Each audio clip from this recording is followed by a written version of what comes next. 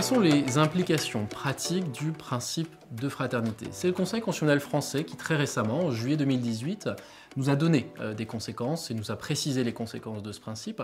Essentiellement, la liberté d'aider autrui dans un but humanitaire. Ce qui veut dire concrètement la possibilité d'aider son prochain, d'aider une personne vulnérable qui est en situation de difficulté et en particulier les étrangers, même s'ils sont en situation irrégulière. C'est la principale conséquence qu'aujourd'hui on donne au principe de fraternité. Si vous souhaitez aider une personne étrangère à circuler, à se déplacer sur le territoire et également aussi à l'aider à séjourner sur ce territoire, vous ne pourrez pas être sanctionné pénalement pour ce faire parce que c'est un acte de pure humanité, vous le faites sans contrepartie et vous n'obtenez aucun argent en ce sens. Cet acte de pure fraternité, de pure aide, n'a pas vocation à être pénalisé. Reste à savoir si ce principe de fraternité n'aura pas d'autres conséquences pratiques à l'avenir. On peut imaginer par exemple que l'on déduise du principe de fraternité l'obligation pour l'administration, pour l'État, d'offrir plus de protection aux personnes les plus vulnérables ou encore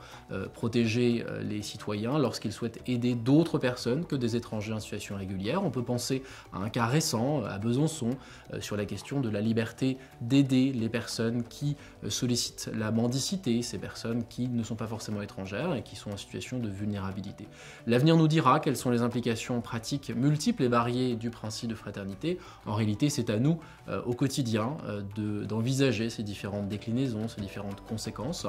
L'idée essentielle du principe de fraternité étant que lorsque vous agissez à des fins purement fraternelles, purement humanitaires, avec des intérêts, eh bien vous devez être protégé juridiquement.